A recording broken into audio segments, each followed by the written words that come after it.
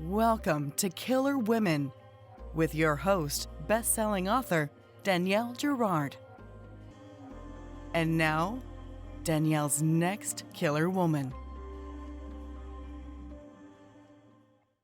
Hello, and welcome to Killer Women Podcast, a proud member of the Authors on the Air global network with more than 4 million listeners. I am your host, suspense author Danielle Girard, and my guest today is Chris Harding Thornton. Chris is a professor at the University of Nebraska who has worked a truly impressive collection of jobs. She's been a quality assurance overseer at a condom factory, a jar lid screwer at a plastics plant, a closer at Burger King, a record store clerk, an all ages club manager, and a PR writer. Her debut novel, Pickard County Atlas, received critical acclaim in the New Yorker, the Wall Street Journal, the Seattle Times, and the Minneapolis Star Tribune, among many other outlets. Her new book, Little Underworld, is what we're here to talk about. Welcome, Chris. Thank you. Thank you, Danielle. And thank you for having me on here. I really appreciate it. Okay, we were just talking ahead of time about how much I love this book and how, if you live in the Midwest, if you've ever lived in the Midwest, if you know anybody who lives in the Midwest, it really captures the Midwest. And of course, it's the 1930s, which makes it all sort of more fabulous. So before we dig into all the fun stuff about Little Underworld, can you tell us a little bit about the book? Yeah, totally. It's set in 1930 during Prohibition in Omaha, obviously.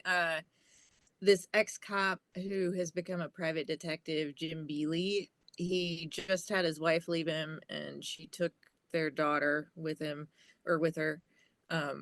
She had been sexually assaulted by a man that Jim had let stay in their house.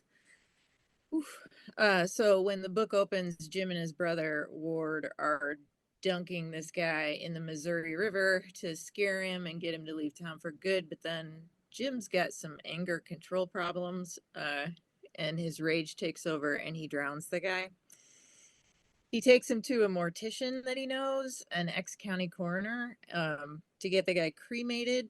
But there he runs into this dirty cop he used to work with, Frank Tverdick. Frank sees this like, you scratch my back, I'll scratch yours situation, and asks Jim to help him take down this holier-than-thou politician. It's a pretty simple favor, but it goes sideways, of course. Does it ever? It does. And they wind up chasing through Omaha's things that were illegal in the Omaha Underground in 1930, like brothels and liquor joints and gambling places. But even seedier, they run afoul of local politicians who are super corrupt. So murder, mayhem, manslaughter, and media. In the Midwest. Yeah, lots of newspapers, because Omaha had a lot of newspapers. It just gets wild. It is so fun. And we were talking earlier because my best friend from college grew up in Omaha, and we and so it does the book really just typify the Midwest. And also we were talking earlier, and if you watched my quote of the week a couple 4 weeks ago, I quoted from the book because there's such a lovely quote about Jim and loneliness, and it actually really gives you a really good flavor for Jim's personality, sort of right in those few sentences. And if you didn't hear it, go back and find it because it's super fun. I want to unpeel. There's so many layers. So when you said that she was assaulted, the daughter was assaulted by the man that was living with him. I just want to clarify that for the yes. And of course, like any good father, he has rage against Vern, and Vern does not get to continue in his life. And then there's this fabulous, like, so Jim's wife has left him with their daughter, and Ward does not have children, has this very fiery, fabulous girlfriend, Edith, who's like occasionally a little on the verge of insane. And and her dad, Pop, owns a soda shop, which is of course what they called liquor joints during Prohibition. And anyway, there's just so many fabulous layers that I loved. And the books, if you're a fan of Lou Berney, who has this, it has this, and I'm a huge fan of Lou Berney, both the writer and the human. So good. This book has it has that sort of noir, dark humor. There are laugh out loud moments, which, you laugh and you think it's inappropriate to laugh, but you kind of can't help laughing because it's so nuanced, and it's not, we talk about all sorts of thrillers on the show, of course. But what I love about it, what I enjoyed a lot of, is it's not a typical thriller, right? It's got all the nuance of sort of like the character driven stuff, and it's so atmospheric. I'm gonna just babble because I just loved it so much, and I thought. Plus, I have to say, I love the cover is so beautifully done. They did such a I fun. love it. I know they did such a, and what this is supposed to sort of represent, it's just like it's so bizarre, but it really does capture. There isn't like a Stay Puft Marshmallow Man in the book, but it does sort of typify this sort of like real duality in the story. And I actually, well, I got really nervous when Frank, the corrupt cop, showed up. He actually adds. So there's not much I can say to you without like to the audience without like wanting to just unpeel the book and give you too much. So let's talk about like how this came to be. I did not read your first book. So I don't know if this is, if you're the sort of historic ambiance is your thing. Tell us how this came to be. This was a weird one. I'm really into genealogy. Like the dedication of the book, you'll see like it's dedicated to I was born with 11 grandparents still alive. So like my parents' parents, 6 of my parents' parents,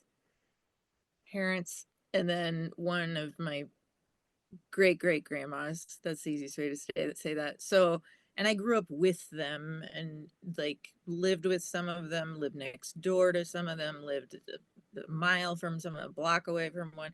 So, I guess I really got into genealogy just sort of like because families have secrets and I'm interested in those secrets, and also you miss them, so you want to connect with them. Jim and Ward to a certain extent were loosely based on my great grandpa's uncles and I grew up next door to my great grandpa. And so when I started digging in and finding out about Jim specifically, I was just like, what did you do? So that was a big part of it. The previous book was set in 1978, which I have some memory of, so that was not as much of a research intensive thing. But yeah, I think I have this, whenever I sit down to write, I think, where would I like to be for a while? Like, because it's a long while, right? I mean, yeah. it's not like a few hours. It's like years. Yeah. So that's kind of where I started, I think. I didn't outline much. I outlined some other things before I wrote the book, just because I was kind of intrigued by this idea of noir, because people said the first book was kind of noir, and I was like, I didn't even realize it was kind of noir.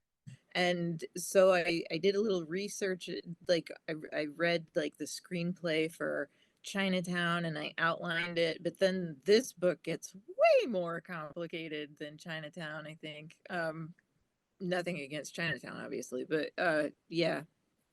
So that's kind of how it started. It's so well, and the other thing is, it's a time in the country's history where everybody's really interested and focused on where everybody comes from, right? Like where your parents are from, immigrated from whatever. It's all very, and in these cities, there's pockets of different sort of, groups from different countries. And Beeley, nobody seems to know where Beeley comes from, if it was like a made up name or and so that becomes like, it's a little bit of an interesting, it's a stigma, right? It's like any of these things, like, and it's a certain, like, now nobody really cares. Like you could say, well, my last name's French, but I'm a mutt, right? Most of us are sort of more or less mutts, at least if we came over, if our people came over ages ago. But there's all these little sort of dings against, against Jim in the beginning, right? Like, where does the name Beely come from, and who are his people, and his parents, and which I love that it has all this nuance. And one of the things I also loved, and I'm going to quote because I just thought that was so great, is they talk about we know so much more about sort of like places like New York in the 1930s, or Chicago in the 1930s, or even LA, right, in the 1930s. But Omaha, Nebraska, less so. But I love this quote, and you and I talked about this earlier. He's comparing Chicago to Omaha, and he says, if you wanted to kill somebody, Chicago had the edge on options. If you wanted to get away with it, Omaha was a safe bet, which I just love. I mean, and that's the kind of humor that just is infused throughout the book. So tell us, like, Jim was your sort of focus. Where did characters like Pop and Edith come in? Those are sort of Ward's people. I mean, do you find that when you're writing, that you just sort of, these are inventions, or they seed somewhere from reality? How does that work for you? Well, because Ward kind of was seeded from reality, but I took him in a different direction. Pop and Edith are based on real people who did exist. But yeah, no, Edith, I mean, her personality, like who she is, like that was she just took over. You know how characters just like they're like, I'm doing this, Pop stayed a little bit closer to the character he was based on, but no, Edith was her own thing. Like I just let her do her thing. It's fun too, because I feel like, the book, we're Killer Women, so we talk a lot about the women in the book, and really these are, most of the characters here are male, but there are these Pop characters, and Edith is one, and I'm going to forget the name, the owner of the brothel, is one.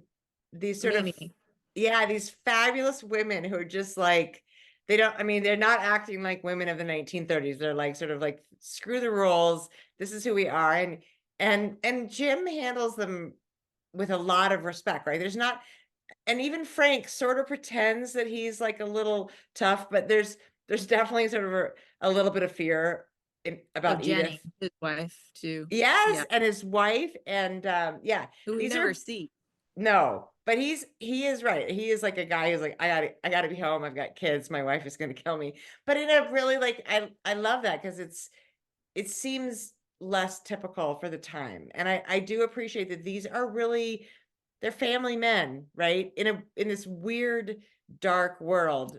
I mean, ish, right? Yeah. Yeah. No, they are. I mean, I think and Mrs. Teagarden is a character that comes up, who is a editor of a paper, and that's based on a real person. And even there's a mention at a point of a federal judge who's a woman, which is a really, really small mention. Yeah. But that was true. Right. Like, there was a federal judge. She was a woman. Like, the editor, same thing. And I come from a family where, like, I don't, it's kind of a matriarchal family. Where they do kind of call all the shots, and they do kind of run things. So I think that that's something that I really wanted to have represented in this. It's fun. And also the idea that, that these male characters, it's also about family. I mean, Jim really wants to protect Ward. He his wife is, of course, never on the page either, because she's gone. But there's a lot of like the things he does are based on the intention of, like,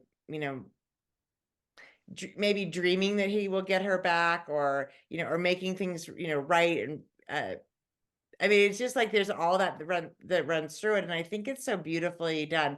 But more than that, it's like you said, there's a lot. I mean, Chinatown's you can only do so much in a movie, I think. But what is wonderful about this is that there's just all these things to unpeel. Like, just when you think you're like, oh, this is where we're headed, you're like, nope, that's not where we're headed.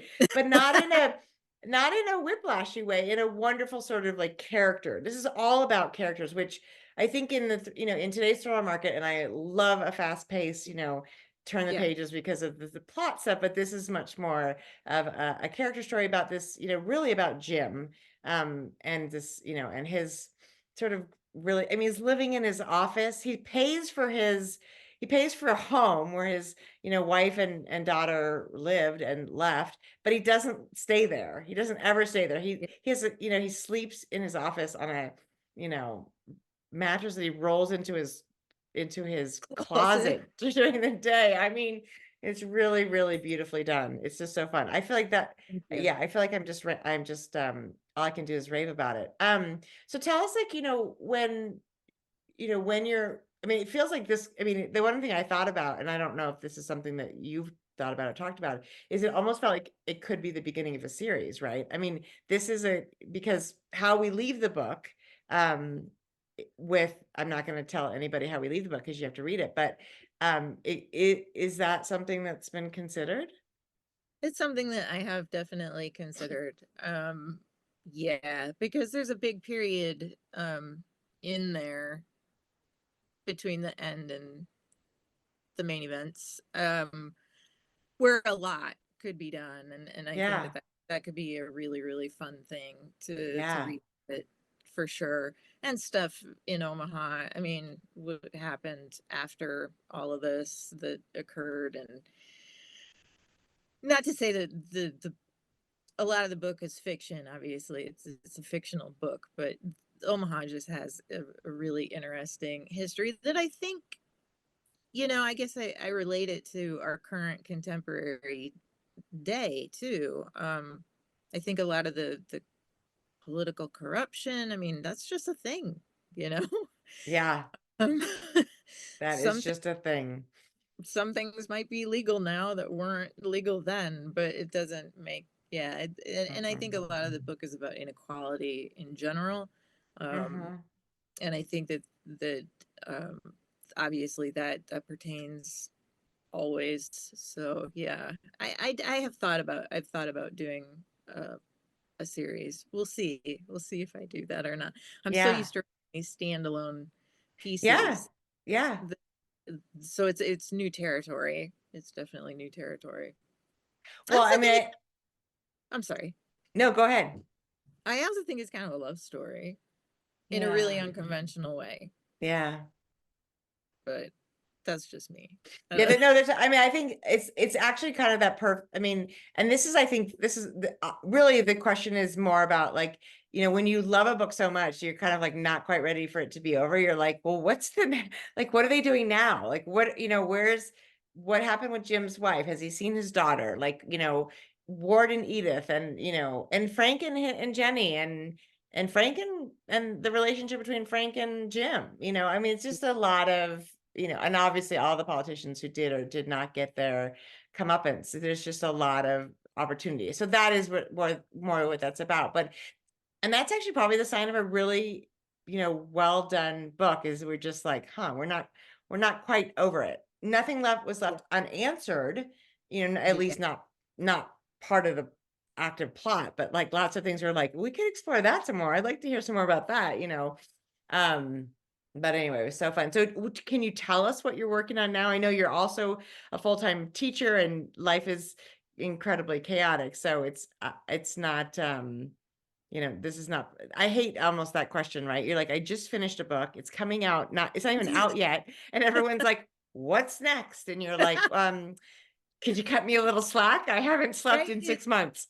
It's wild, right? Because you write this book and it takes you years, and then people read it in an afternoon or a day or a couple days, and you're like, yeah, you're like, well, that's what I've got for you right now. Yes. But I expect it to be read in one sitting a lot of times. So, because that's how I read. I'm a reader who does that in one sitting. But yeah, no. Right now I am. I think it's that thing where you're always writing. Yeah. Like, even when you're not actively putting words on the page. So I have two simultaneous things going on right now. And one is based back in Pickard County, earlier than Pickard County Atlas. And then the other one, is based in Omaha and has to do with the characters that you get to know in this book. So we'll see which one wins the race. I love it. So talk to me about that.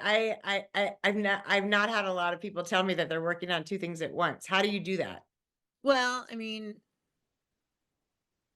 honestly, I mean, what's going to happen is one's going to win. Mhm. And I'm going to end up dedicating all my time to that. But if I Yep. have the other one that I'm like, I've got enough of the seeds planted that I Mhm. can go ahead and grow those, then I'll come back to that one next. So it just depends on which one wins the race, I think. And So that's we'll like see. more like your focus, like which one you want to focus on more. Okay, I got it. Because I know writers who can do that, who can like juggle and move between worlds and things like, and I am not that person. Mm-mm. I'm like, I hone in on something and I just have to be in that world for a while. Yeah. You know, so like summers is usually when I knock out a lot of stuff. I'm not a super fast writer. It takes me probably 18 months to get a draft or so Mhm. at least. Yeah. In Well, Pickard you County, I didn't have 18 continuous months at all. So that thing took 12 years basically Yeah. to get it to fruition. And yeah. Whew. Well, I think a lot of first books, you know, you have the luxury of time and you also don't have a contract. So you have to make the book as good as it can possibly be. And so Yeah. that does by its nature take time. And then there's a real shift because once you have a contract, they're like, and when can you deliver the next book? So, I Yeah. mean, you know, and we talk a lot about sophomore slump, right? Like that the second book it feels, you know, more rushed and less sort of, and I didn't read Pickard County Atlas, but I mean, if this is your sophomore slump, I would say, well done. Oh, thank you. It's so, you know, it is really, really so fun. So, Thank you. yeah, I mean, I love that you're Yeah. working on these two worlds. So it sounds like we should read Pickard County Atlas because that we might be back in that world or we might be back in Little Underworld.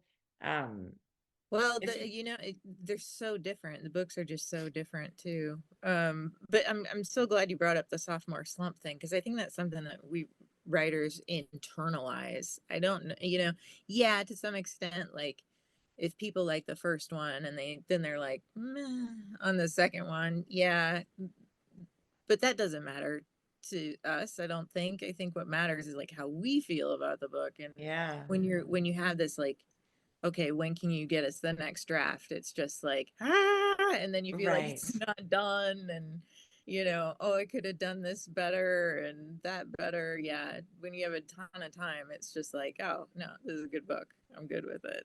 Yeah. Well, and it's about taking the time too. I think that's another thing is, you know, that obviously the market always wants us to be faster, better. And you know, it depends on the pressure you're getting from the publisher as well. But there also, you know, like you clearly with this book, you were like, I need the time I need because I'm not going to send in something that's not going to be done. And I'm assuming you love your editor too, because it feels like there's, you know, beautiful collaboration, I'm sure. Yeah. You know, that this wasn't the book. I mean, I think a really good editor makes all the difference too. I mean, this is your work, but it takes a team. Yeah, no, I mean, and you need someone outside of your head because you've been writing into a void forever. So you need someone outside your head to just be like, that doesn't make sense, or that makes complete sense. And a lot of Yeah. times, the stuff I doubt is the stuff that the editor will be like, no, that's great. You know, and maybe it's because we Yeah. work harder on those parts than other parts. I don't know.